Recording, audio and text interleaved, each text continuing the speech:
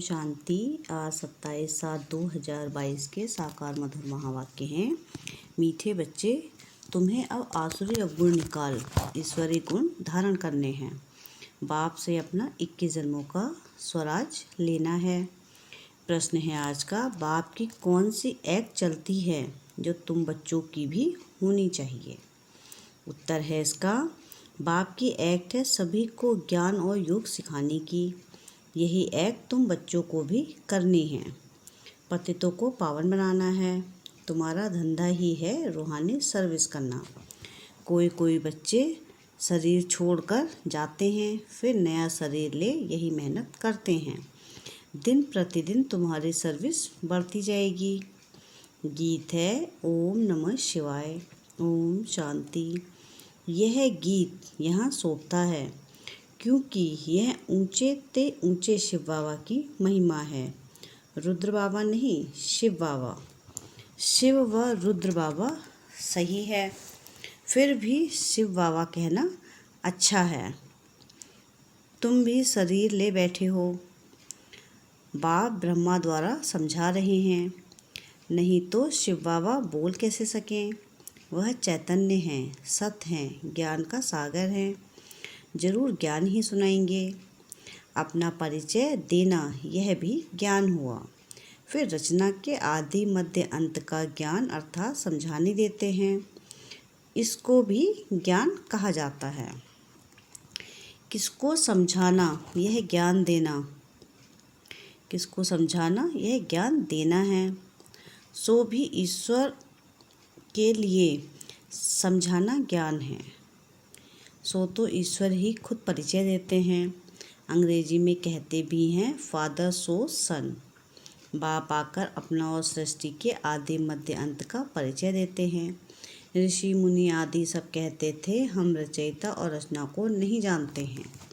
अभी बाप ने समझाया है तो समझा जाता है। यह ज्ञान कोई दे नहीं सकते हैं। जिस ज्ञान से मनुष्य ऊंच से ऊंच पद पाते हैं, जरूर ऊंच से ऊंच पद है ही देवी देवताओं का।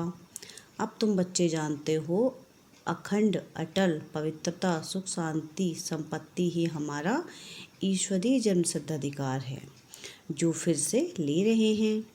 ईश्वरीय जन्म सिद्ध अधिकार सुखधाम और आसुरी जन्म सिद्ध अधिकार यह दुखधाम है। रावण द्वारा हम पतित बनते हैं। रावण से वर्षा मिलता ही है पतित बनने का। फिर पतित से पावन एक परमात्मा राम ही बनाते हैं। यह किसको पता नहीं है कि रावण आधा कल्प का पुराना दुश्मन है भारत का। कहते हैं राम राज्य चाहिए, अर्थात यह रावण राज्य है, परंतु अपने को पतित अथवा रावण समझते नहीं हैं। अब यह आसुरी संप्रदाय बदल दैवी संप्रदाय बदल बढ़ रही है।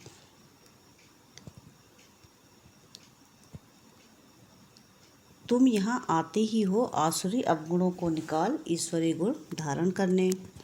ईश्वरी गुण धारण कराने वाला बाप ही है।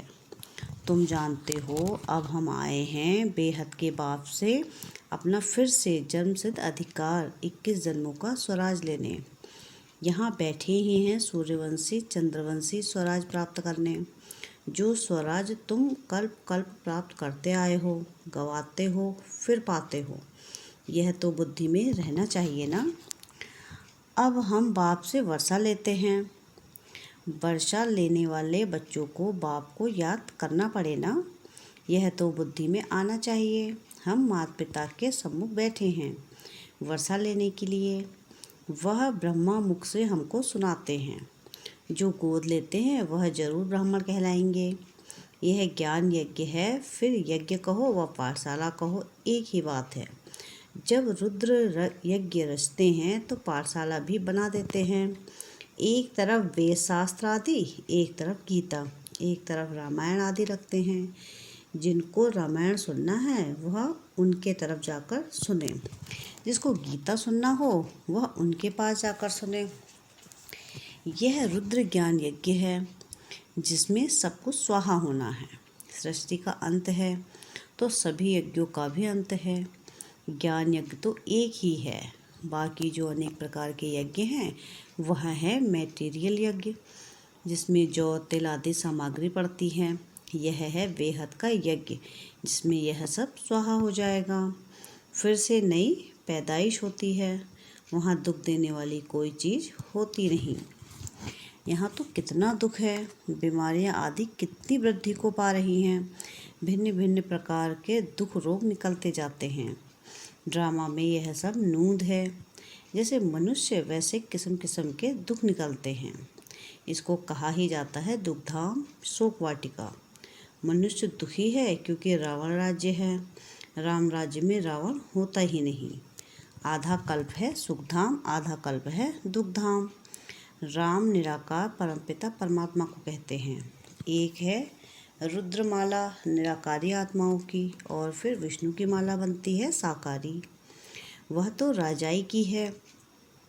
फिर वहाँ नंबरवार राज्य करते हैं। यह तुम बच्चों को अच्छी रीति समझना और समझाना है। जितना जितना समय बीतता जाएगा उतना उतना ज्ञान शॉर्ट होता जाएगा। इतना शॉर्ट में समझाने के लिए बाबा युक्तियाँ रच रहे हैं। विनाश के समय मनुष्यों को वैराग्य आएगा। फिर समझेंगे कि बरोबर यह वही महाभारत की लड़ाई है। जरूर निराकार भगवान भी होगा।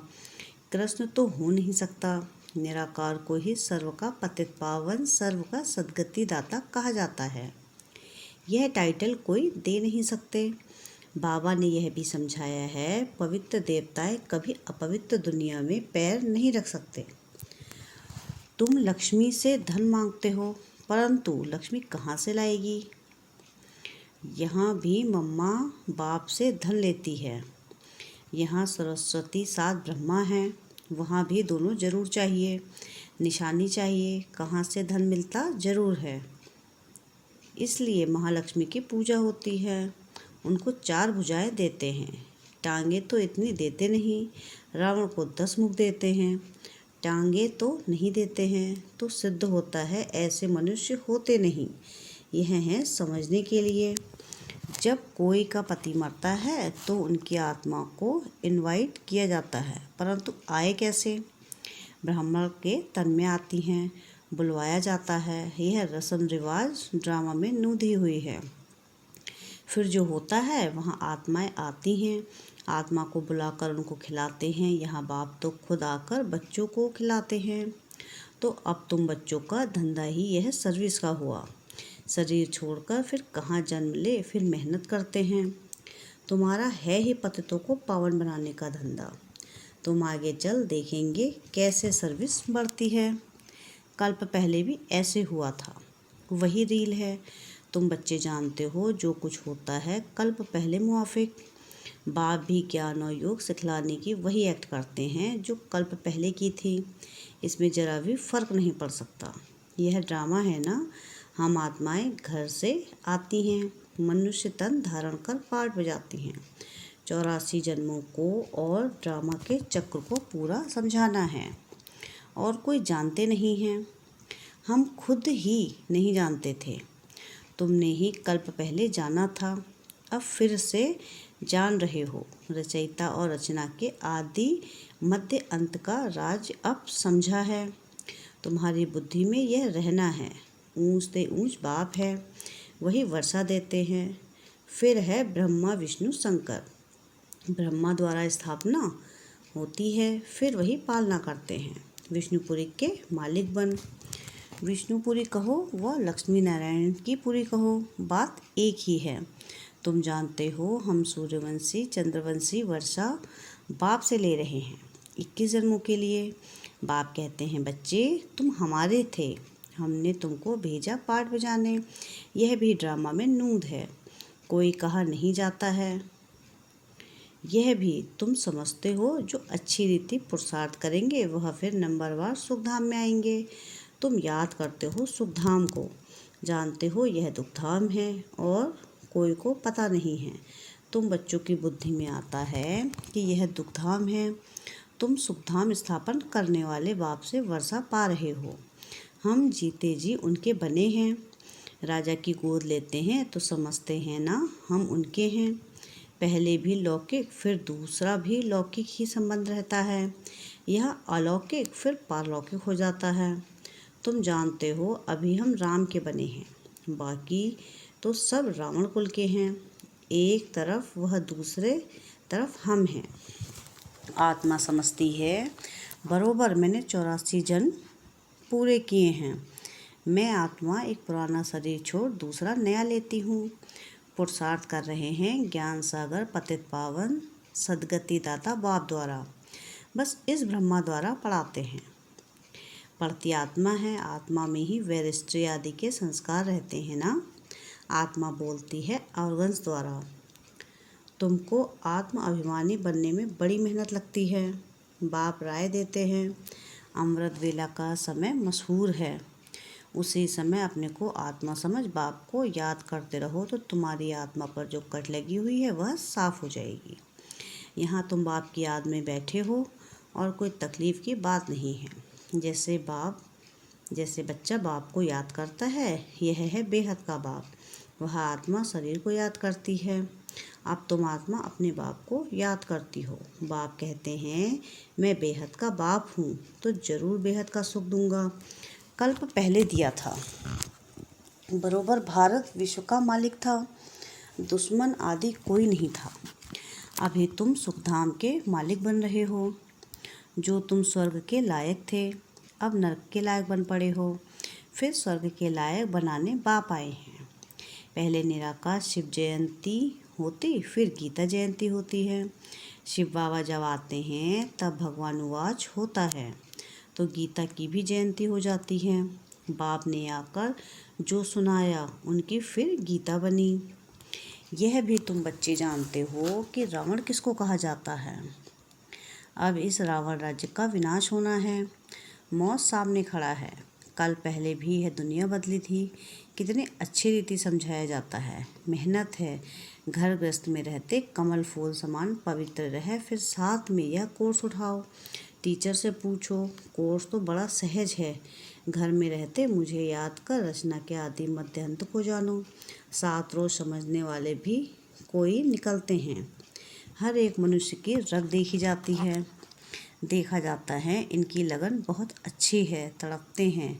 हम बाबा का ज्ञान तो सम्मुख सुने, उनकी शक्ल वातावरण से समझ सकते हो। रग को पूरा न समझने के कारण अच्छे अच्छे भी चले जाते हैं। कहते हैं 7 रोज टाइम नहीं है, क्या करें। कोई कहते हैं दर्शन कराओ।